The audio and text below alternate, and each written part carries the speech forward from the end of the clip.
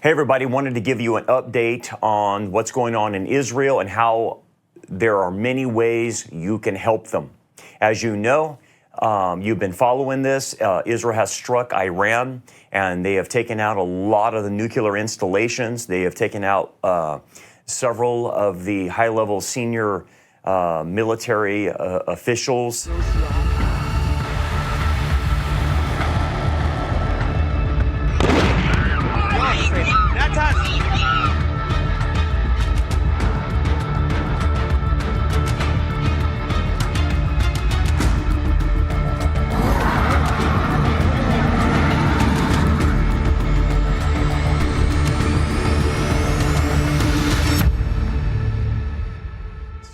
And again, why are they doing this? Because Israel has always said, and even Netanyahu has said in the past, that when they believe Iran is ready to go nuclear and have a nuclear warhead, that's when they would intervene. So the time has come. And nobody, including us in the West or in Europe or anywhere else, wants Iran to be nuclear.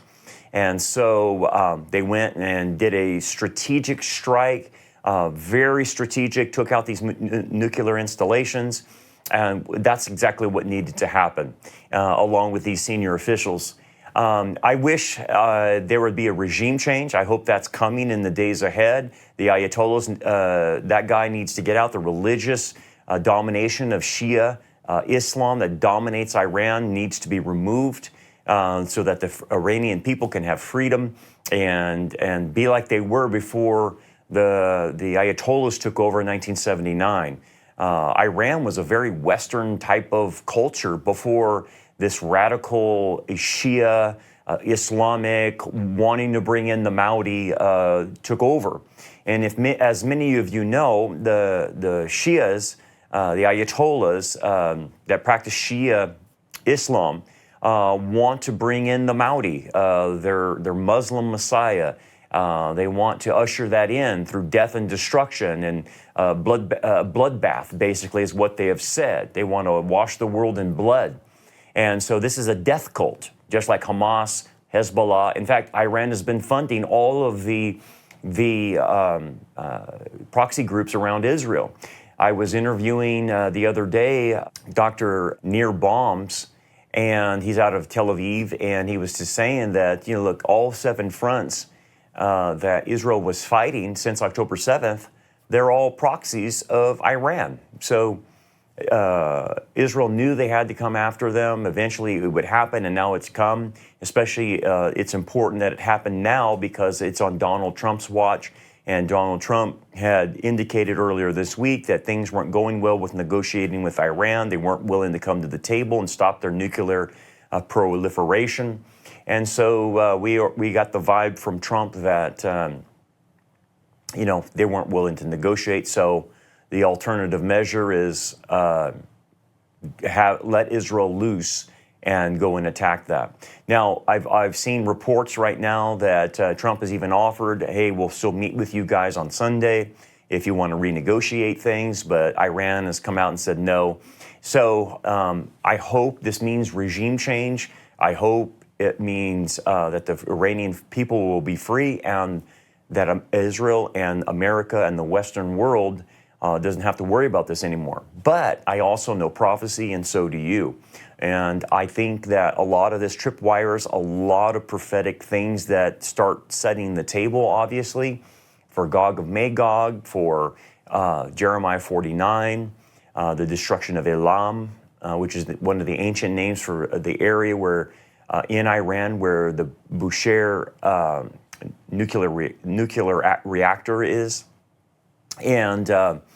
And so this could lead to a lot of that, obviously, and I'm going to take you through that. But here's the thing. You have an opportunity to help. You can help Israel through us. We have IDF units that we're in touch with, that we sponsor and support, and these are reservist units. And immediately when this went into action, they contacted us with certain needs.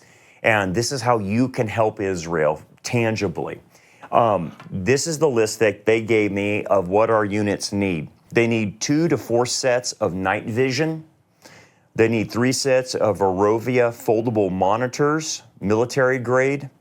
They need 8 to 12 sets of Maron Dolphin Agilite vests for the officers.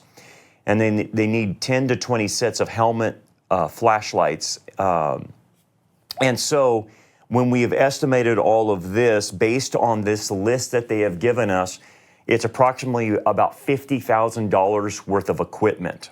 The big items obviously are the vests and the helmets. But I think as our audience is out there, we got plenty of people out there who want to donate to help them in this regard. So go to rockharborchurch.net, go to our giving tab, and go to the Bless Israel Fund on the giving tab, and you can make your donation there. And that money will go to pay for these items these reservist units need. And this is a tangible way to help Israel. I will bless those who bless you, and I will curse those who curse you. But it also is a spiritual way to get the truth to them about Yeshua. Because, like I've always said, the reason we're doing this is to show them our love tangibly. And what we have seen is it opens them up, it opens their hearts up to the gospel. And we're able to, sometimes plant water, but we're able to talk to them why we're doing this. And like I've said before, it brings them to tears. They can't understand why we evangelicals love them, why everyone else hates them. And we were able to talk about that and explain why. And we talked to them about Yeshua. So it's a very good way to help them. Again, I will bless those who bless you, and I will curse those who curse you, and then hopefully be able to share the truth with them about Yeshua. And that's what it's all about. So that's a tangible way that you can help them. Again, go to the Rock Harbor Church giving tab, go to Bless Israel Fund, and you can put in there any amount that you want and know that that money will go to helping the reservist units have that safety equipment that protects lives. That's what you're doing, is protecting lives. Again, estimating about $50,000. Okay, so let's talk about prophecy a little bit. Jeremiah 49 talks about the destruction of Elam. And Jeremiah 49, 34 through 39 talks about it. So let's go through this real quick. The word of the Lord that came to Jeremiah the prophet against Elam in the beginning of the reign of Zedekiah, king of Judah, saying, Thus says the Lord of hosts, Behold, I will break the bow of Elam, the foremost of their might. Against Elam I will bring the 4 winds from the 4 corners of heaven, and scatter them toward all those winds. There shall be no nations where the outcasts of Elam will not go, for I will cause Elam to be dismayed before their enemies, and before those who seek their life I will bring disaster upon them. My fierce anger, says the Lord, I will send the sword after them until I have consumed them. I will set my throne in Elam, and will destroy from there the king and the princess, says the Lord. But it shall come to pass in the latter days, I will bring back the captives of Elam, says the Lord. Okay, so what is it trying to say? This is a prophecy that was made by Jeremiah, and it never has happened in biblical history. So it's a future fulfillment waiting to happen. And where is Elam? Elam is the area by the Persian Gulf in Iran, and it's where the Bushehr nuclear facility is. And it talks about this area and the people there being scattered to the 4 winds. And of course, it has to do with judgment. It says, I will set up my throne in Elam. That's a throne of judgment. That's what God is saying. And he's going to judge this area.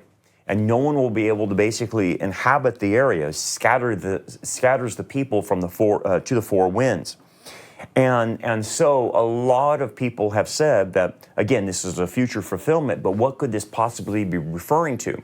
Well, it might be referring to a nuclear fallout. It could be referring to a nuclear leak, or like Chernobyl or something like that, or something that maybe Israel does by taking it out, and it causes a major problem where there's a radiation leak or something like that, and the people cannot stay there anymore. So that's been the conjecture. But we do know it's a judgment that will happen at that period of time in the future, and maybe in the near future. and people will not be able to stay there. So again, using our modern ideas of technology and nuclear, maybe this has to do with Israel doing something to them. Not sure, but that's what we're looking for. And again, we're seeing the table set to where Israel is taking out nuclear installations, right? And so it definitely is stair-stepping us to Jeremiah 49 with the destruction of this area in Iran called Elam. That's the ancient name. So we're looking at that. We're going to monitor that. The other thing it does is it brings us to Ezekiel 38 and 39. And you guys know the passage very well. We talk about it all the time. And in 38 and 39, it talks about the Gog-Magog invasion.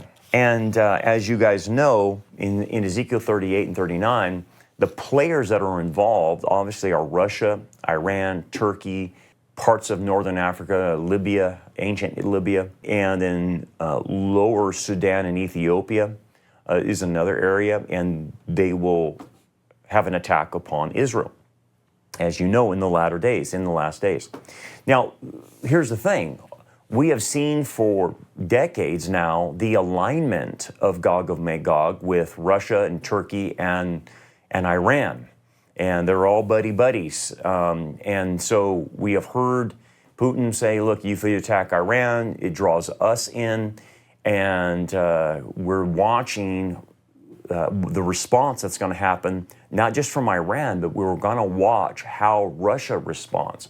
Now, this might be an opportune time for Israel to strike Iran, because not only because we have Trump in office, which is going to supply anything that Israel needs militarily, no problems there, but also the fact that Russia is weakened. They've been fighting a war in Ukraine, and Russia has lost about 1 million soldiers. It's been a complete meat grinder on both sides, no doubt about that. But Russia's in a weakened state as far as military. But that doesn't mean that Russia can't fire weapons, can't, arm missiles or anything like that. They have that capability. So it's going to be interesting to see in the days ahead what Putin might do. Maybe he won't do anything, but maybe he will, because they're allies with Iran.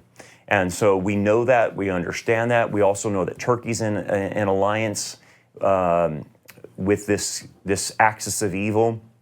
And so we'll see what Turkey does. Who knows? Maybe they won't do anything, but maybe they will. And what ends up happening is we as prophecy students are going to watch and see if this attack on Iran by Israel tripwires a lot of prophetic scenarios to go down. Theoretically, World War III could possibly happen. Theoretically, it may not. So we just have to watch and see what could happen. But this is the idea of being a discerner of what's happening. So we got to monitor everything and see what's going on. But definitely, you guys know we're in the last days, and these things are close upon us. The actors are in place. And after 2,500 years of all these prophecies, whether it's Jeremiah or Ezekiel, we live in a time where things are coalescing, things are converging, right? For all these things to happen, Israel had to be back in the country, as a country and a nation again. And so we have that. So let's talk another aspect about this, the geopolitics of this. So that's prophetically. Now we're going to move to geopolitics. One of the things that our job is to do is to set the record straight and tell the truth about what's going on. And really, the church is doing a lousy job because the church is mainly replacement theology. There's a lot of cowards that won't even discuss Israel. In fact, a lot of people in the church, including pastors, are very anti-Semitic. So us being pro-Israel, being pro-Semitic, understanding the Abrahamic covenant, the land covenant, the Davidic covenant, and all that God is going to make good on those promises to Israel, so that we are what's called Christian Zionists. We support their right to the land. That land belongs to them, and their right to live free from people trying to kill them. Okay? It's pretty simple. That being the case, you'll hear arguments from these so-called replacement theology Christians or the wackadoos from the woke left say, well, America shouldn't get involved in this. Let me explain something about American involvement. America didn't attack Iran. America supplies the weapons to Israel, But here's what you have to understand from a geopolitical level. Israel is like a floating aircraft carrier, okay? And this is what, talking to our Israeli contacts and stuff, have said to us. America, with Israel being in the Middle East, is like having a permanent aircraft carrier in which we can put down the region from the crazy Islamic jihadist mindset, from wanting death to America, death to Israel, or any attacks on the West. And so having Israel there on a geopolitical level makes sense politically and militarily, because it gives us a base of operation in order to put down this region of the jihadist mindset that wants to bring in Sharia law, rule the world, bring in a caliphate, bring in the Mahdi, wash the world in blood, and destroy the West. So even that needs to be understood by people who maybe have replacement theology or whatever. They have to at least acknowledge that the only democracy in the Middle East is Israel. They're the only allies really we have that we can trust, and which basically controls the Middle East. If we don't, what they do in the Middle East will come to America, will come to Canada, will come to the rest of the world. And so Israel is on the vanguard of stopping all of that. So just on a geopolitical level, that's why we support Israel too. Not just theologically, but militarily. We have to have them there. And again, it was Yoram Ettinger that told me that, look, it's like a permanent battleship. It's like a permanent aircraft carrier of having Israel in the region to mop up this crazy jihadist mindset. You understand what you're dealing with. Jihadists can't be reasoned with. You can't give them enough money. You can't sit down and have tea with them. The Ayatollahs are out of their mind psychopaths. And how do you deal with psychopaths? They only know one thing: power. And that's what Israel is showing, that they have more power to put them down. So just from that level, on a geopolitical level, people should be supporting. But yet we have people in the church totally clueless on this, totally checked out on the whole issue, and saying, well, we should get involved in the Middle East. Well, if you don't allow Israel to take care of business, the jihadis will come here. They'll come to your country. Just look at what Europe has done. Europe has let the jihadis come in, and what has happened to Europe? They've been taken over by Islam. Do you want that to happen to your country? Do you want that to happen here? Well, if you don't, then support Israel. But this is what these replacement theology people don't understand. Well, maybe they fail to understand. Maybe they don't want to understand, because I think undergirding all of this, when you show people the evidence, and they should know better, not only from the Bible, but from a geopolitical, militarily aspect, and that still doesn't convince them, then I have to start wondering, hey man, do you have anti-Semitism in your soul? Is that where this is all coming from? Because you're just doubling down on your nonsense. When we present facts and we present evidence, and you just simply double down and say Israel's committing genocide, Israel's starving the Palestinians, Israel's a warmonger, all this other junk. And it's like, yeah, you're failing to understand the real enemy here. And if you can't understand the real enemy, and you can't see Satan behind what's happening at Hezbollah and Hamas and Iran, or this woke mentality that you have, then something's wrong with you. You have been Romans 1.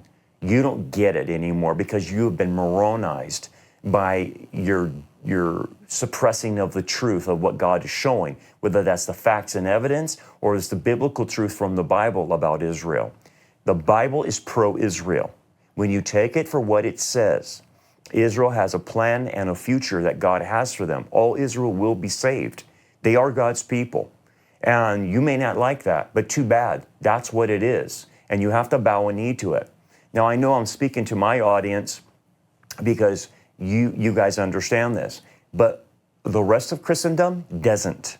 In fact, they're virulently opposed to Israel. They believe the propaganda coming out of our media. They believe social media, and they have their own narrative. And it's like, how come you don't want to consider the facts and evidence when it's presented to you? Like when Greta Thunberg goes to Israel or goes to Gaza, and Israel wanted to show her the October 7th videos, she refused to see the videos, refused to look at the facts and evidence. And then what did she say? Israel kidnapped me. And Israel did not kidnap her. They gave her food, they gave her water, and they put her back on a plane, sent her back to France. But again, that's my point. And then you see all these riots all over the United States, opposing ICE, opposing Trump. And understand, there's communists behind this. This is not a grassroots movement. But then you see Palestinian flags being flown in these riots. And then you see people wearing keffiyehs, Palestinian keffiyehs on their heads and around their necks, like Greta Thunberg